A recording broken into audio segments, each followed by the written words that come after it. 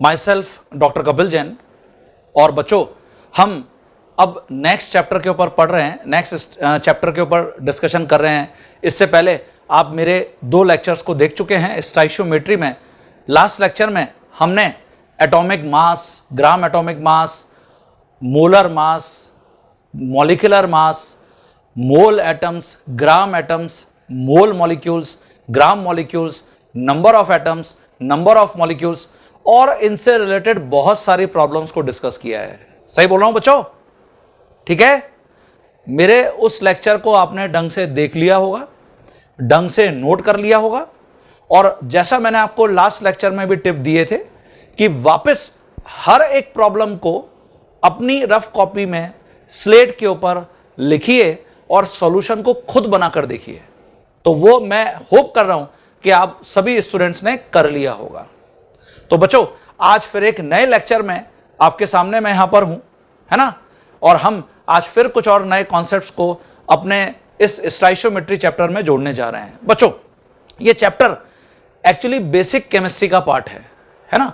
Basic chemistry मतलब इसमें भी बहुत छोटे छोटे पॉइंट्स हैं जो आगे पूरी केमिस्ट्री में हमारे लिए फ्रीक्वेंटली यूज होते हैं। तो एक छोटा सा पॉइंट, उसके ऊपर प्रॉब्लम, एक छोटा सा पॉइंट, उसके ऊपर प्रॉब्लम्स। बस इस चैप्टर में भी हम यही कर रहे हैं और यही करते रहेंगे।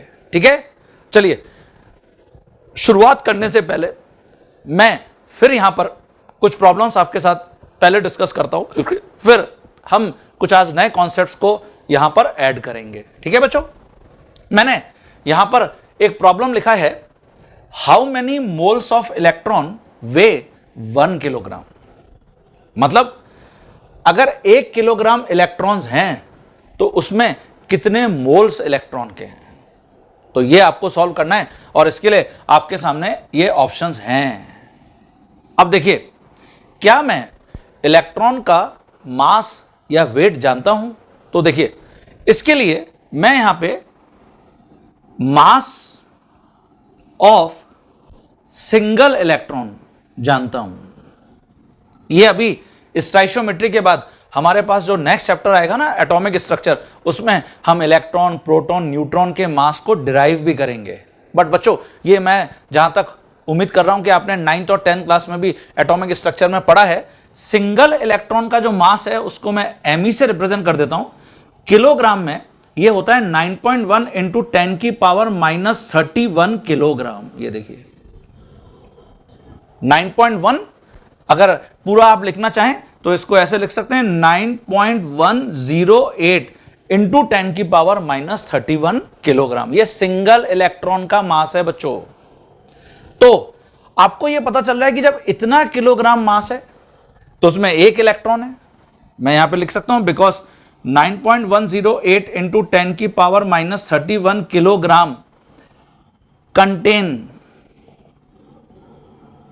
1 electron, that is single electron. ठीक है, तो देयरफॉर यहां अगर 1 किलोग्राम में आप नंबर ऑफ इलेक्ट्रॉन निकाल लें तो 1 किलोग्राम में कितने इलेक्ट्रॉन होंगे? 1 किलोग्राम में नंबर ऑफ इलेक्ट्रॉन हो जाएंगे 1 अपॉन 9.108 इंटू 10 की पावर -31 इलेक्ट्रॉन्स। ये देखिए, मतलब आपने ये पता कर लिया कि 1 किलोग्राम में कितने इलेक्ट्रॉन्स होते हैं, तो ये आपको नंबर ऑफ इलेक्ट्रॉन्स पता चल गए। बच्चों, क्या ये आपको कैलकुलेट करना था? नो, आपको कैलकुलेट करने मोल्स ऑफ इलेक्ट्रॉन, मतलब मोल्स कैलकुलेट करने। अब जो हमने फॉर्मूला पढ़ा हुआ है बच्चों नंबर ऑफ मोल्स का, तो यहां पे हम उसको ऐसे लिख लेते हैं, number of electrons is equal to, जैसे हम लिखते हैं मोल मॉलिक्यूल, वैसे यहां पे हो जाएगा मोल इलेक्ट्रॉन्स और मल्टीप्लाई कर दीजिए इसको एवोगैड्रो नंबर से। तो नंबर ऑफ इलेक्ट्रॉन्स बच्चों आपको पता है यहां पे, ठीक है, और आपको मोल इलेक्ट्रॉन्स निकालने हैं। तो यहां हम मोल इलेक्ट्रॉन्स लिख सकते हैं। कैसे लिखेंगे बच्चों? नंबर ऑफ इलेक्ट्रॉन्स और एवोगैड्रो नंबर भी यहां पर लेफ्ट हैंड साइड के अंदर आ जाएगा डिनोमिनेटर में। तो देखिए, नंबर ऑफ इलेक्ट्रॉन्स आपने कैलकुलेट किए में 1 अपॉन 9.108 इंटू 10 की पावर -31 और एवोगैड्रो नंबर भी डिनोमिनेटर में आ गया। इसका मतलब मल्टीप्लाई बाय 6.02 इंटू 10 की पावर 23। ये देखिए, ओके, तो ये 1 किलोग्राम में आपको नंबर ऑफ मोल्स पता चल गए इलेक्ट्रॉन्स कि इतने मोल इलेक्ट्रॉन्स 1 किलोग्राम में प्रेजेंट हैं। तो देखिए 9.108 इंटू 6.02, ठीक है, 10 की पावर -31 और ये 10 की पावर 23। तो ये जब न्यूमरेटर में जाएगा तो यहां पर +31 हो जाएगा न्यूमरेटर में और ये -23 हो जाएगा। इसका मतलब 10 की पावर 8 लेफ्ट रह जाएगा न्यूमरेटर में।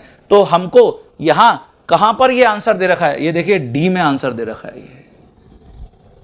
तो वापस मैं सभी बच्चों को रिपीट कर देता हूं, सिंगल इलेक्ट्रॉन का मास किलोग्राम में या ग्राम में मुझे हमेशा पता है, 9.108 इंटू 10 की पावर -31 किलोग्राम या 10 की पावर -28 ग्राम। ठीक है बच्चों, अब जब इतने किलोग्राम में एक इलेक्ट्रॉन है तो 1 किलोग्राम में, क्योंकि मुझे 1 किलोग्राम में मोल ऑफ इलेक्ट्रॉन्स निकालने थे, तो मैंने 1 किलोग्राम में सबसे पहले नंबर ऑफ इलेक्ट्रॉन्स निकाल लिए और फिर जैसे मुझे नंबर ऑफ इलेक्ट्रॉन्स पता चले, हमारे पास ये फॉर्मूला है नंबर ऑफ इलेक्ट्रॉन्स निकालने का, जैसे हमने मोल मॉलिक्यूल्स निकाले हैं या मोल एटम्स निकाले हैं। तो देखिए यहां number of electrons mole electrons into Avogadro number के इक्वल हो गए।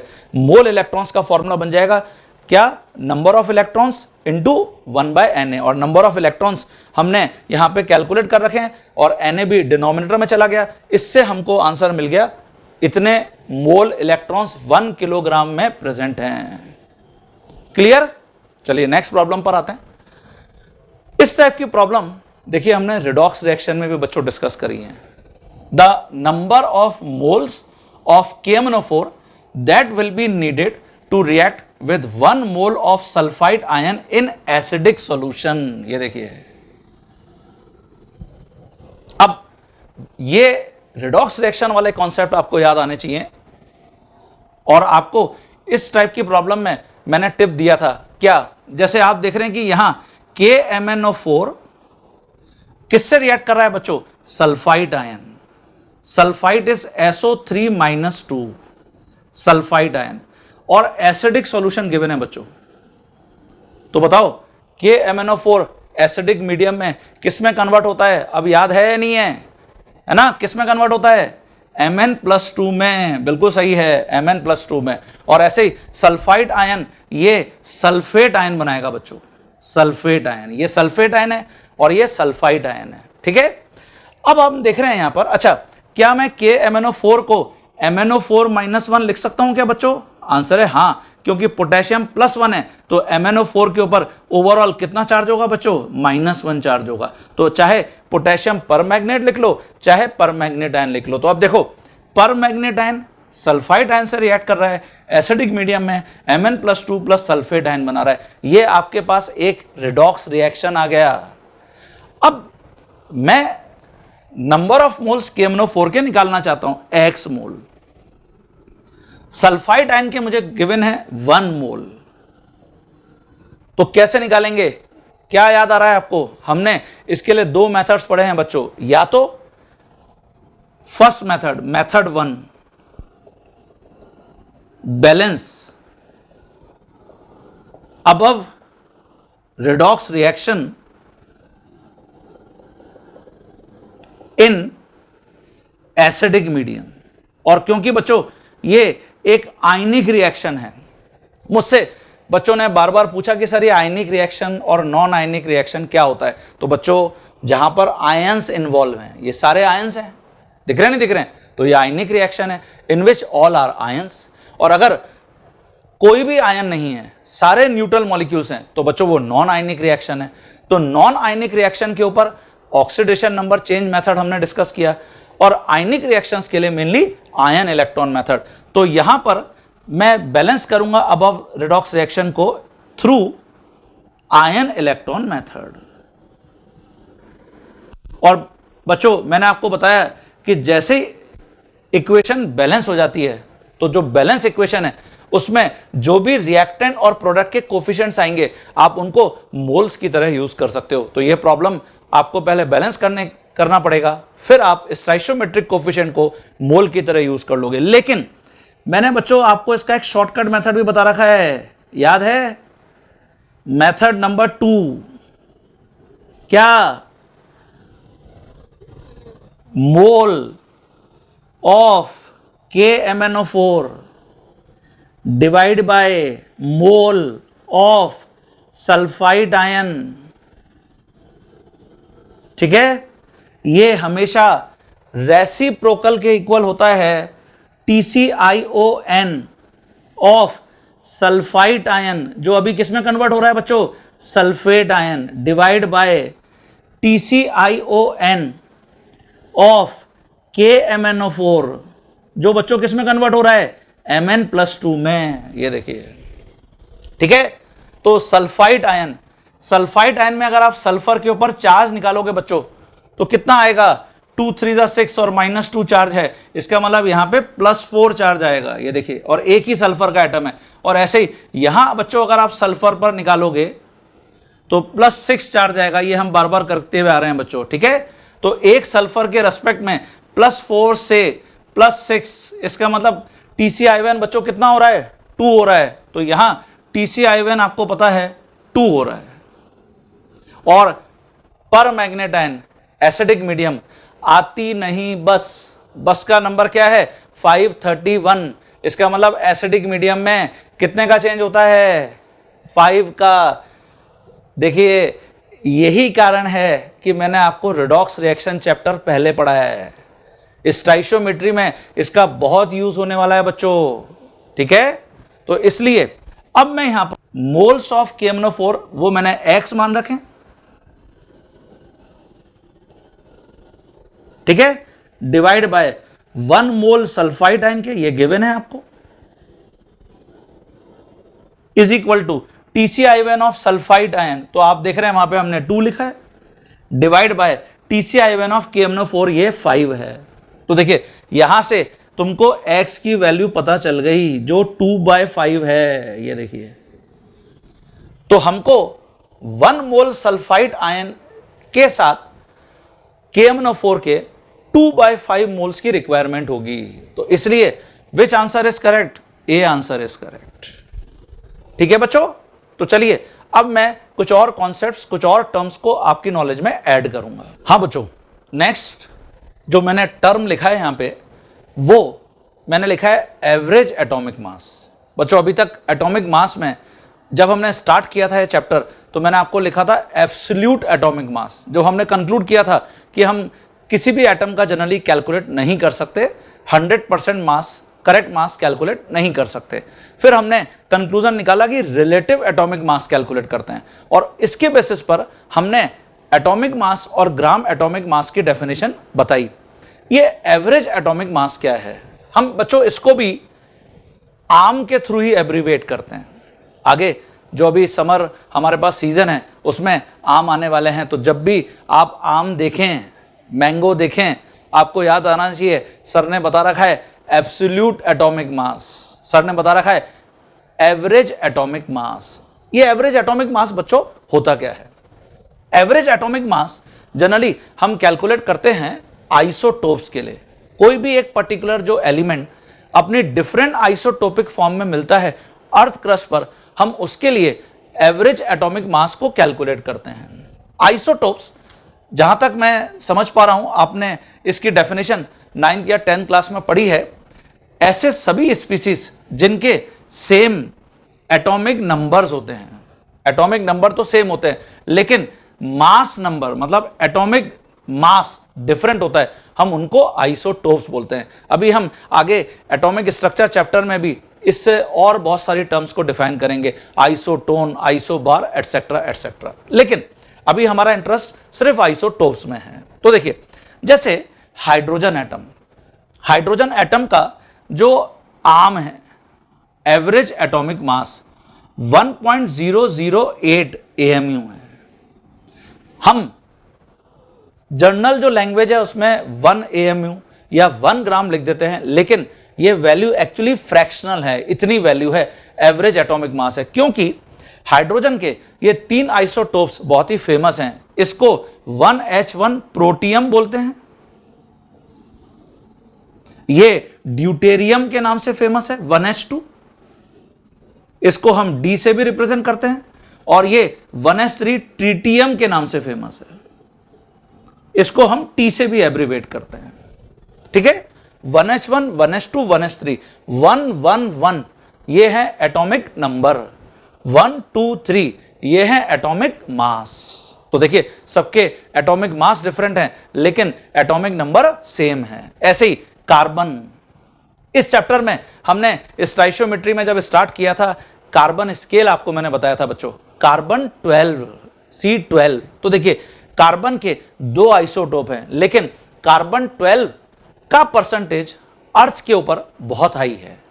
ये मान लीजिए लगभग 98% कार्बन के जितने भी कंपाउंड्स हैं उसमें C12 होता है, इसलिए हमने कार्बन 12 को स्टैंडर्ड माना। इसके साथ साथ C14, 6C14 ये भी इसका एक आइसोटोप है। और ऐसे ही अगर मैं क्लोरीन एटम लेता हूं तो देखिए 17 क्लोरीन 35 एंड 17 क्लोरीन 37। ओके, तो ये जो क्लोरीन है उसका भी जो एवरेज एटॉमिक मास है, जिसको हम जो जनरल लैंग्वेज है उसमें atomic mass, gram atomic mass ये लिखते हैं, तो ये भी वैल्यू फ्रैक्शनल है, 35.5 वैल्यू है AMU, एक एटम की एटॉमिक मास यूनिट 35.5।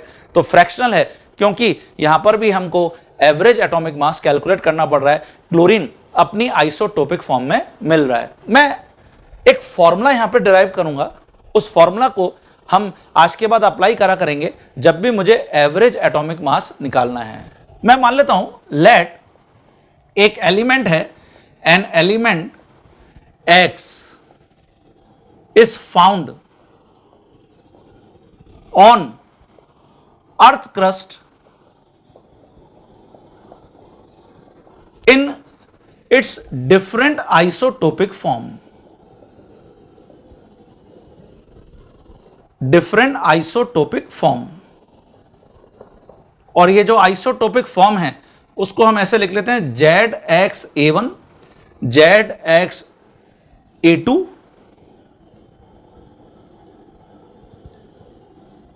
ये A2, ZXA3 एटसेट्रा एटसेट्रा। तो यहां Z क्या है? Z यहां पर एटॉमिक नंबर है, एंड ये जो A1, A2, A3 ये हैं, ये क्या हैं? एटॉमिक मास हैं। तो सभी बच्चों को क्लियर हो गया।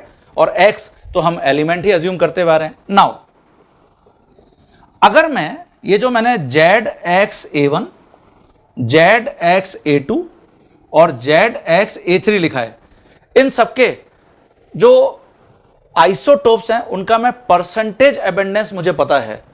परसेंटेज एबेंडेंस, एबेंडेंस का मतलब होता है अर्थ पर अवेलेबिलिटी की, वो कितना अवेलेबल है अर्थ पर with respect to other isotope. तो percentage abundance of each isotope, ये हम मान लेते हैं ZXA1 X1% है, ZXA2 X2% है, ZXA3 X3% है। ये देखिए, अब जो इनका परसेंटेज एबेंडेंस है आइसोटोप्स का, उसके बेसिस पर हर आइसोटोप मास में जो X एलिमेंट है उसके टोटल मास में कितना कंट्रीब्यूट करेगा, तो हम वो यहां पर लिख सकते हैं therefore contribution in mass by an each isotope. तो वो देखिए कैसे कैलकुलेट होगा। जो भी उस पर्टिकुलर आइसोटोप का मास है और जो उसका परसेंटेज एबेंडेंस है, मैं दोनों को मल्टीप्लाई कर दूंगा तो इससे मुझे टोटल मास में कंट्रीब्यूशन पता चलने लग जाएगा ईच आइसोटोप का। तो A1 उस आइसोटोप का मास है, मल्टीप्लाई बाय X1% उसका एबेंडेंस है, तो ये हो जाएगा A1 X1%, जिसको मैं ऐसे भी लिख सकता हूं A1 X1/100। ये देखिए, ओके बच्चों। और ऐसे ही यहां ये हो जाएगा A2 X2%, इसका मतलब ये A2 X2/100। और ऐसे ही ये A3 X3%, तो ये हो जाएगा A3 X3/100। और बच्चों अगर आप इन सभी मासेस का सम कर दोगे, हर आइसोटोप का जो कंट्रीब्यूशन है टुवर्ड्स टोटल मास, अगर आप सबको सम कर दोगे तो आपको इससे मिल जाएगा एवरेज एटॉमिक मास। एवरेज एटॉमिक मास, ये मानते हुए हम चल रहे हैं कि जो 100% है उसमें हर आइसोटोप का कंट्रीब्यूशन कुछ परसेंटेज है, जैसे x1%, x2%, x3%। तो average atomic mass of element x कितना हो जाएगा? ये हो जाएगा A1x1 by 100 plus A2x2 by 100 plus A3x3 by 100। ये देखिए, ये हमारे पास फॉर्मूला आ गया बच्चों एवरेज एटॉमिक मास निकालने का। तो आप जब ओवरऑल लिखोगे तो आप सिंपली लिख सकते हो A1x1 plus A2x2 plus A3x3 divide by 100। ठीक है बच्चों? तो आज के बाद जब भी हमको एवरेज एटॉमिक मास किसी भी स्पीसीज का कैलकुलेट करना है, किसी भी एलिमेंट का कैलकुलेट करना है, हमेशा हम ऐसे ही कैलकुलेट करेंगे। वो चाहे अभी हाइड्रोजन का हो, अगर मुझे सभी आइसोटोप्स के परसेंटेज अबेंडेंस पता होते, मैं एवरेज एटॉमिक मास ऐसे ही निकालता जो 1.008 आता। ऐसे अगर मैं कार्बन का निकालूंगा तो हम निकाल के चेक कर सकते हैं, देख सकते हैं कार्बन का जो एवरेज एटॉमिक मास होता है, एवरेज एटॉमिक मास, जिसको हम एटॉमिक मास की तरह भी यहां पर ले लेते हैं, ये 12.04 होता है बच्चों। हम इसको 12 मान के चलते हैं। तो जब हम यहां से फॉर्मूला से निकालेंगे, वो मैं आपको करके बताता हूं, तो हमको यही रिजल्ट मिलेगा। ऐसे क्लोरीन का 35.5 क्यों है, वो भी हम इससे निकाल सकते हैं। तो हम कुछ प्रॉब्लम्स यहां पर अप्रोच करेंगे। एवरेज एटॉमिक मास का यही कॉन्सेप्ट है। हाँ बच्चों, जो फॉर्मूला भी मैंने यहां पर आपको डिराइव किया है एवरेज एटॉमिक मास का, उसको अगर हम प्रॉब्लम के ऊपर अप्लाई करते हैं तो देखिए कैसे अप्लाई करेंगे। जैसे मैंने यहां पे लिखा है atomic weight of copper is 63.546। ये आपको गिवन है। There are only 2 naturally occurring isotopes of copper, 63 copper and 65 copper. आपको ये कॉपर के 2 आइसोटोप्स गिवन हैं, 63 एंड 65। तो फिर पूछ रहा है natural abundance of 63 copper must be. आपको एबेंडेंस निकालना है। तो सबसे पहले यहां आपको चेक करना चाहिए कि गिवन क्या है। तो आपको ऊपर देख रहे हैं एटॉमिक वेट कॉपर का गिवन है 63.546। तो ये जो एटॉमिक वेट है ऑफ कॉपर 63.546, बच्चों क्योंकि कॉपर 2 आइसोटोपिक फॉर्म में मिल रहा है, इसको हम एवरेज एटॉमिक वेट भी कंसिडर कर सकते हैं। ठीक है बच्चों, एवरेज एटॉमिक मास मतलब आपको एवरेज एटॉमिक मास गिवन है। नाउ आपको मैं मान लेता हूं कि जो परसेंटेज एबेंडेंस है यहां पे 63 कॉपर का परसेंटेज एबेंडेंस ऑफ 63 कॉपर, ये मान लेते हैं बच्चों x परसेंटेज है। जैसे हमने वहां पे इतने परसेंटेज एबेंडेंस को अज्यूम किया, देन जो परसेंटेज एबेंडेंस 65 कॉपर का होगा बच्चों, क्योंकि 2 ही आइसोटोप हैं, अगर एक का परसेंटेज x है तो दूसरे का परसेंटेज बच्चों होगा 100 माइनस x। ये देखिए।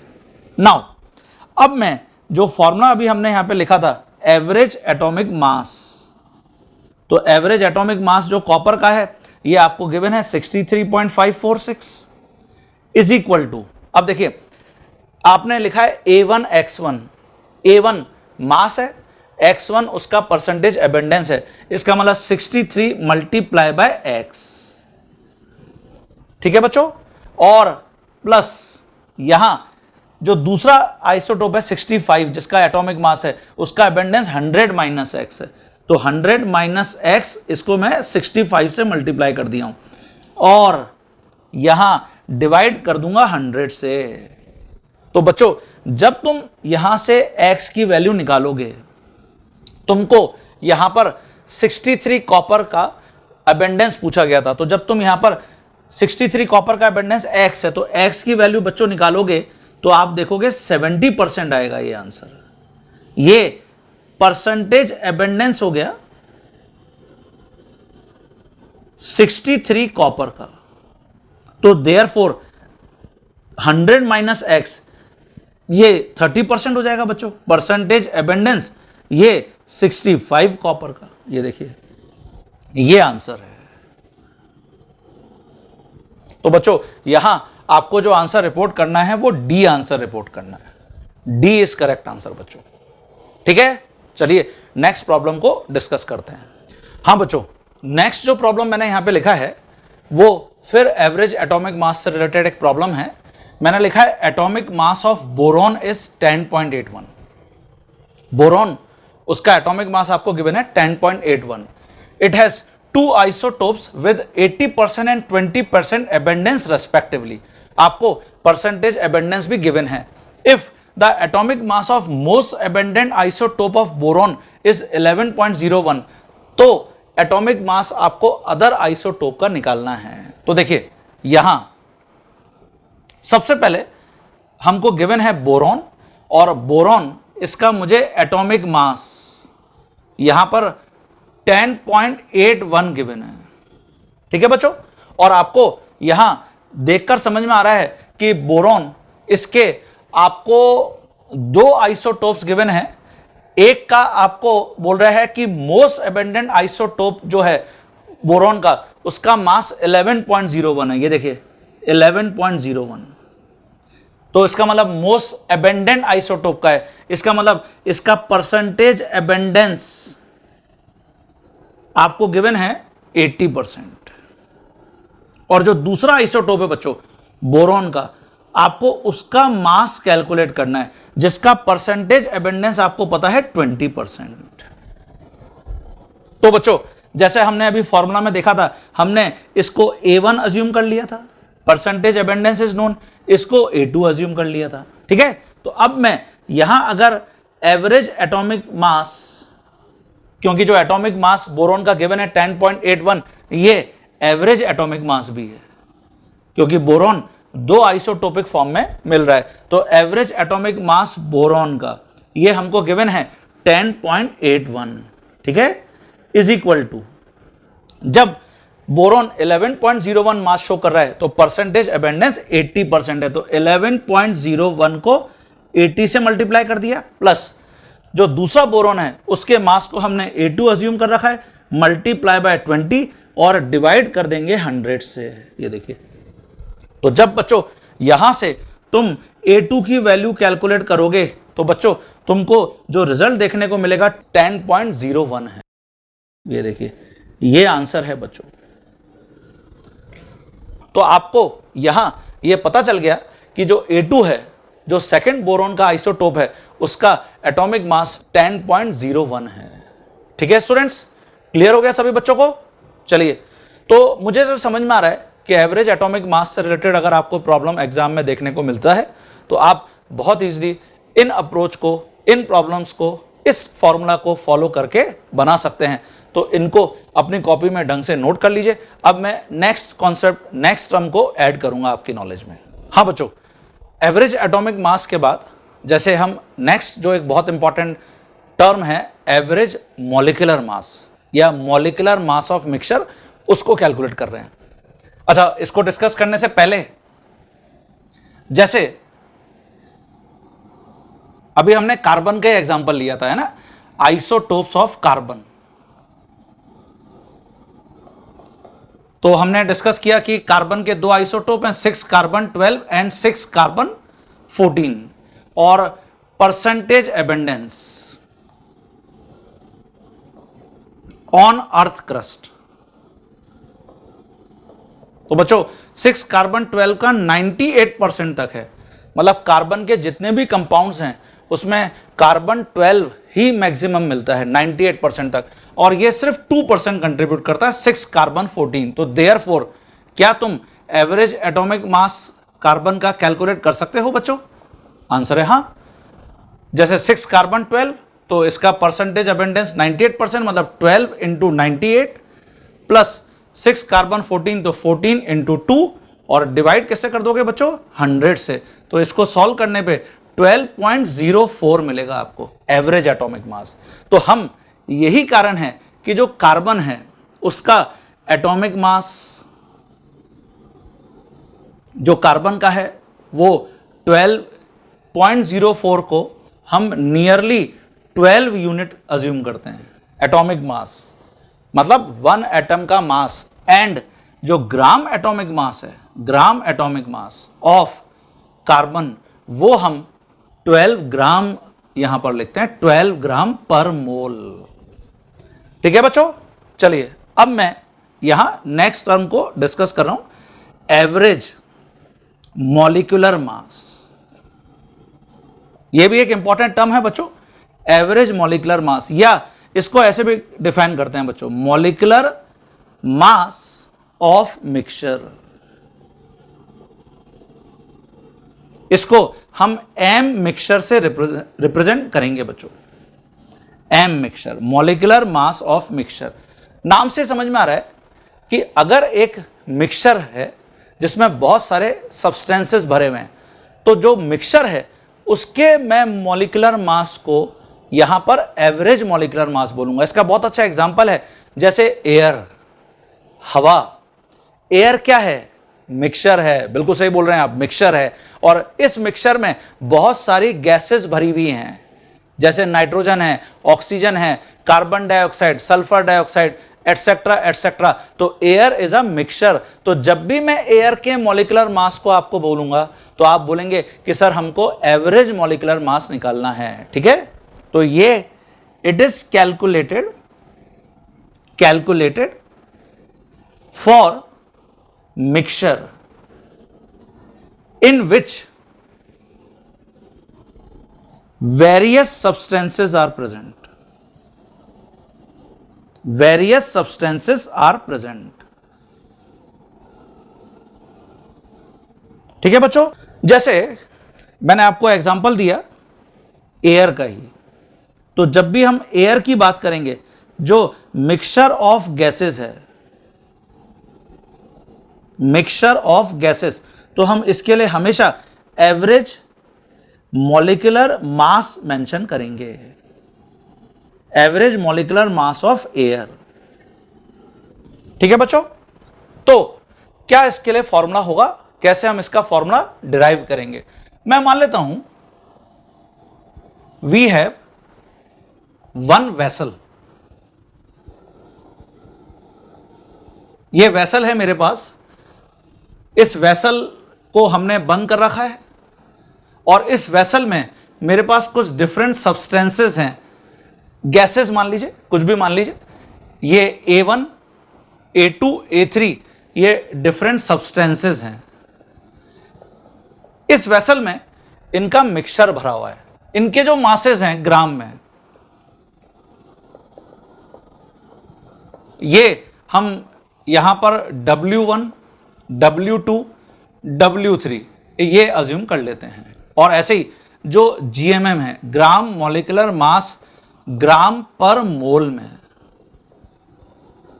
देखिए बच्चों, एक एक पॉइंट में बहुत क्लियरिटी होनी चाहिए, बहुत कॉन्सेप्ट आपको क्लियर होना चाहिए, इसलिए मैं ये सारे पॉइंट्स बोर्ड पे लिखता हूं बच्चों, जिससे कि अगर मैं क्लियर रहूंगा तो आप अपने कॉन्सेप्ट को बहुत अच्छा बनाने में आगे बढ़ पाएंगे। ठीक है, तो ग्राम मॉलिक्यूलर मास को मैं M1, M2, M3 ये अज्यूम कर लेता हूं। और इसलिए अगर मैं यहां पे लिखूंगा मोल्स, जिसको हमने N से रिप्रेजेंट किया है, तो बच्चों जो A1 सब्सटेंस है उसके मोल अगर N1 है, तो मोल का डेफिनेशन क्या है? Given mass divided by gram molecular mass, मतलब W1 डिवाइडेड बाय M1।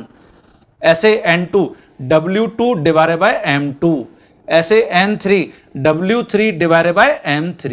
ये देखिए, तो आपको सबके मोल्स पता है, मास पता है और ग्राम मॉलिक्यूलर मास पता है। नाउ क्या मैं यहां टोटल मास लिख सकता हूं क्या इस मिक्सचर का?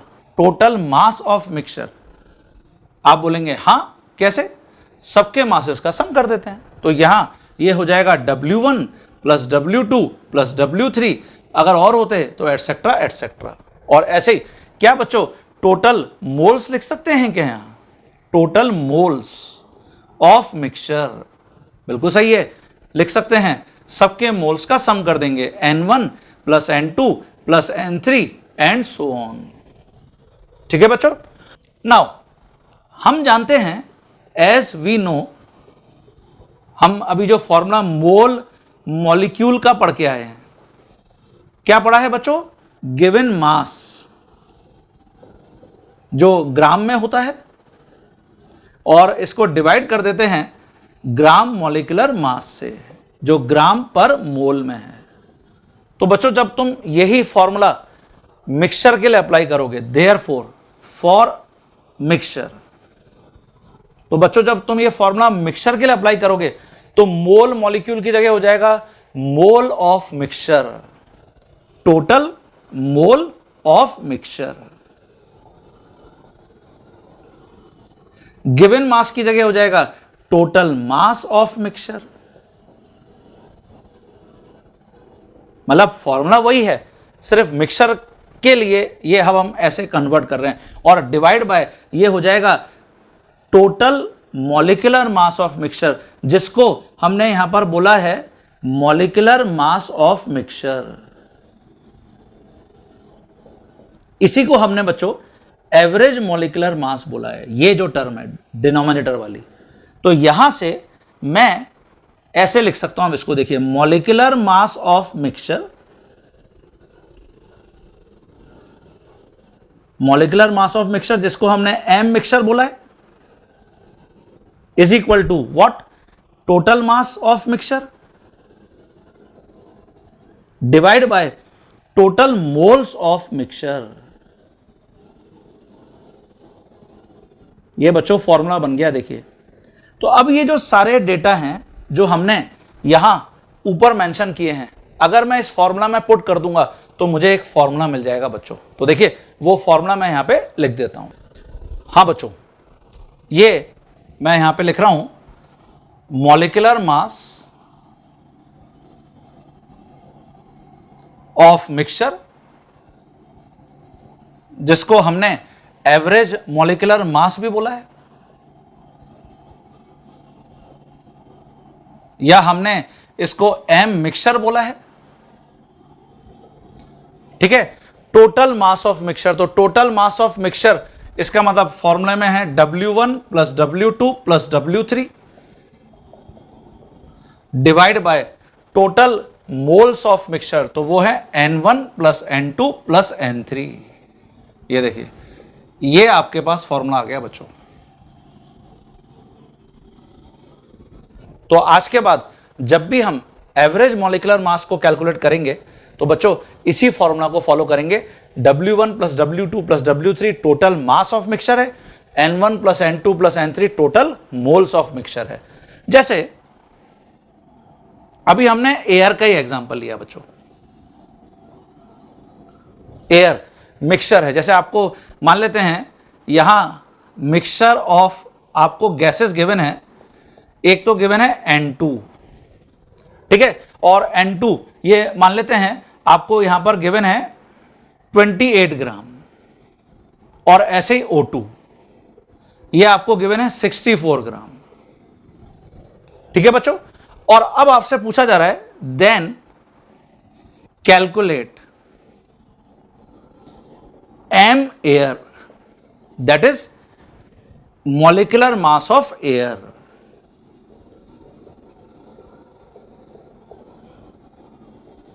ये आपको बच्चों कैलकुलेट करने के लिए बोला जा रहा है।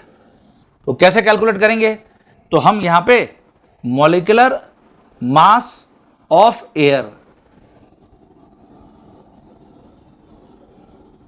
अभी हमने इसके लिए पढ़ा मासेस का सम, तो यहां एक तो मिक्सचर में नाइट्रोजन है तो नाइट्रोजन गैस का मास, और दूसरा ऑक्सीजन है, ऑक्सीजन गैस का मास, और डिवाइड बाय टोटल मोल्स, तो नाइट्रोजन के मोल और प्लस ऑक्सीजन के मोल, ठीक है।